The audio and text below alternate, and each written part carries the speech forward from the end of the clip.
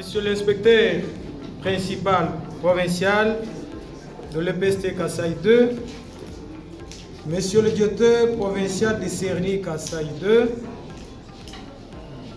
Monsieur les cadres provinciaux et sous-provinciaux de l'EPST Kasaï 2,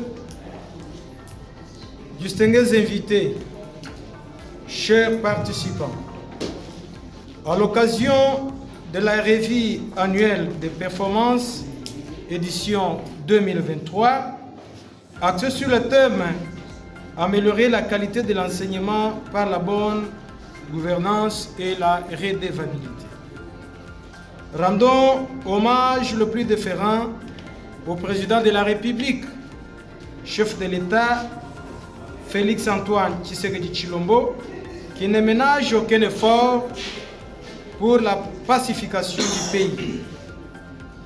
Nos remerciements s'adressent à son Excellence Maître Tony Mwabakazadi, ministre de l'EPST et gardien de la gratuité de l'enseignement primaire, qui fait des luttes contre les antivaleurs son cheval de bataille. Nos sincères félicitations à M.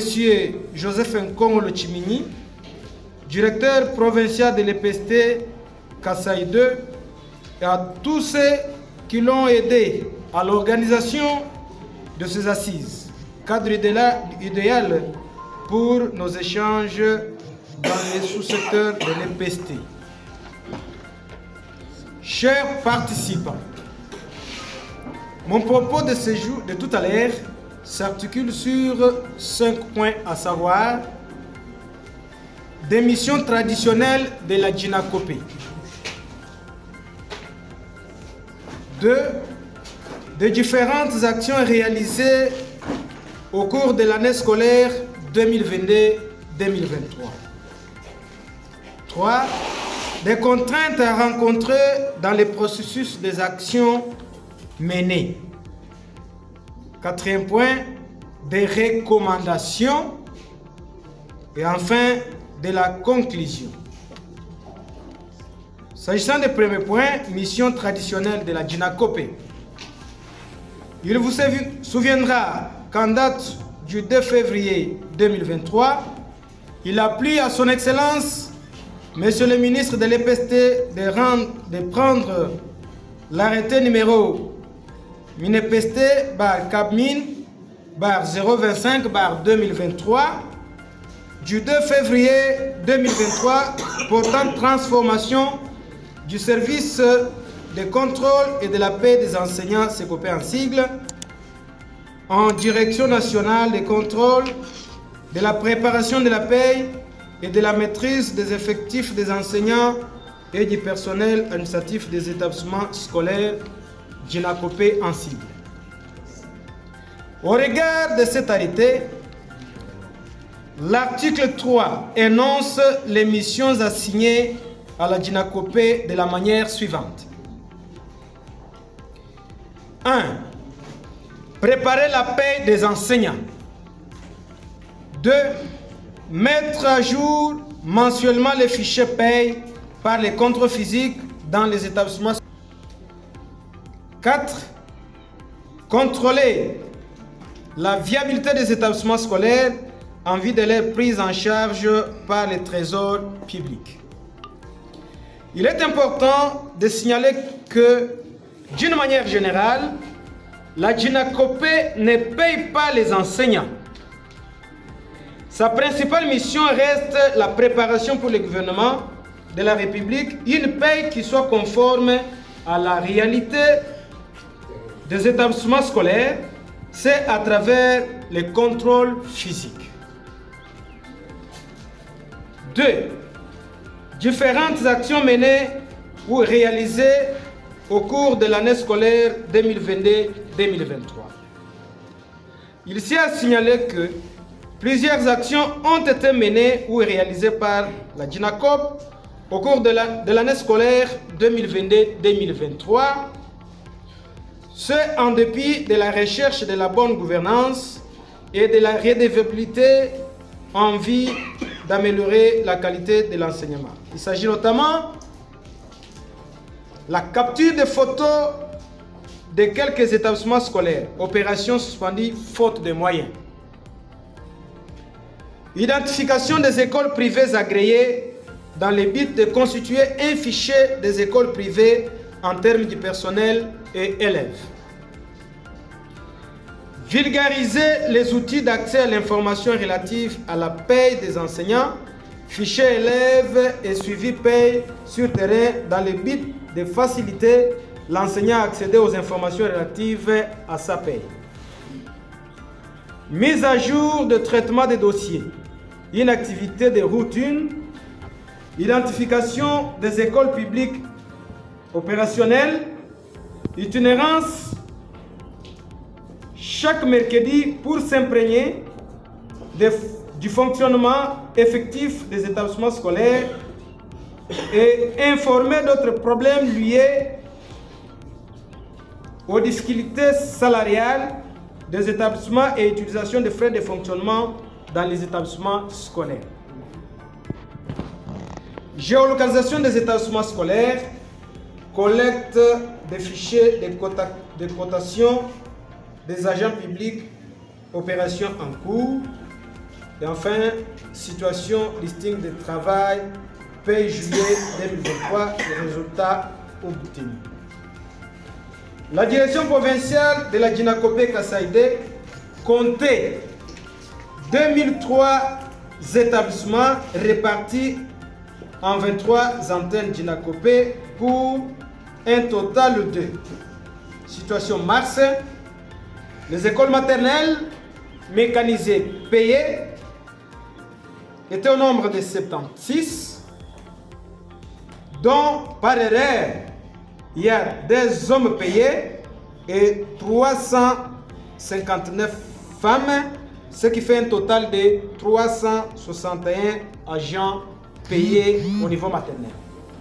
Donc là, je demande, selon les instructions à notre possession, il est demandé que tous les enseignants du niveau maternel doivent être uniquement les femmes. Ceux qui ont engagé les hommes au niveau maternel doivent passer à la mutation, prendre les maîtresses du niveau primaire, les envoyer, les muter au niveau maternel et de manière à se conformer aux instructions.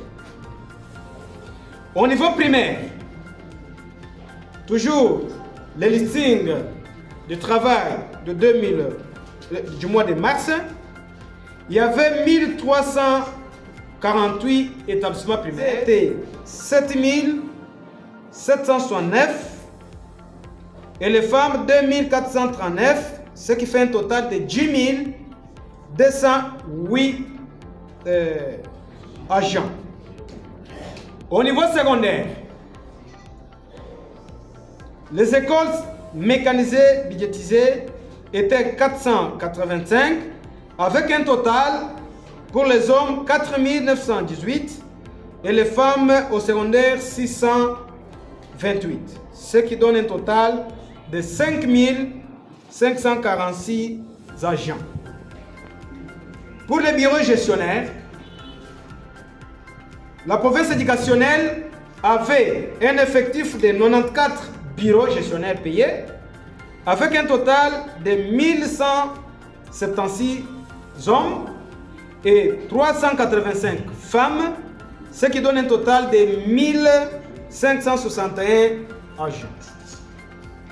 Le total général des établissements mécanisés budgétisés était 2003 avec un total des hommes 13 865 et 3 811 femmes, ce qui donne un total de 17 676. La situation des listings de travail reçus pour le mois de juillet, on a eu un accroissement de un ajout de quelques établissements. Pour le niveau maternel, nous sommes arrivés à 78 écoles maternelles avec un total de 369 agents au lieu de 361 qu'on avait au mois de mars. Les écoles maternelles et primaires, nous en avions eu 1356. Les hommes payés, pour le moment, c'est 7820 et les femmes 2452, ce qui donne un total de 10 272 agents. Pour les écoles secondaires, nous avons maintenant 489 établissements avec un effectif de 5061 hommes et 688 femmes, ce qui donne un total de 5749 agents. Bureau gestionnaire, on nous a ajouté un seul bureau qui est la sous-division de DKC 3. Nous avons maintenant 95 bureaux gestionnaires au lieu de 94 par rapport à la situation de mars, et les effectifs payés passent de 1176 à 1181 hommes et les femmes c'est 386, ce qui fait un total de 1567. Le total pour les bureaux gestionnaires au Kasaï 2, au lieu de 2003 établissements, nous avons 2018 établissements avec un total pour les hommes 14 064 et 3 893, ce qui donne un total de 17 957 agents.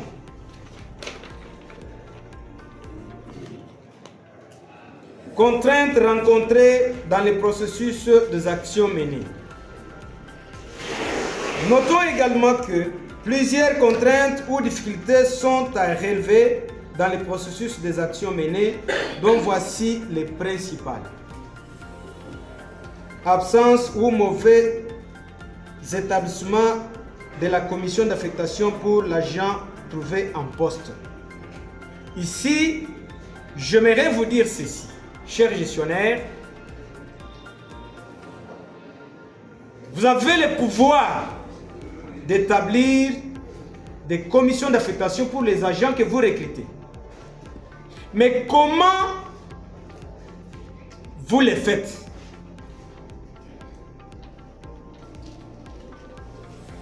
Un agent déjà mécanisé payé par exemple, il a un échelon ou pas? Quand vous actualisez des commissions d'affectation, soit pour un agent en mouvement, référez-vous à la première date d'engagement. Est-ce que vous êtes ici? Oui. Quand vous actualisez une commission d'affectation, l'agent a été engagé par exemple en 2005. Vous voulez actualiser sa commission d'affectation ou soit vous l'imitez. Au centre de la commission d'affectation, on dit référence acte. Référence là, vous vous référez à la première date d'engagement et le premier numéro de la première commission d'affectation. Mais le tout, vous bouleversez, vous reprenez même la date d'aujourd'hui, ce qui nous fait mal. Et en le faisant, il y a des agents qui perdent de temps à autre leurs échelons ou ancienneté. Donc c'est une anomalie que vous allez corriger à la minute. Non-respect par les gestionnaires de la carte scolaire dans l'implantation des établissements scolaires.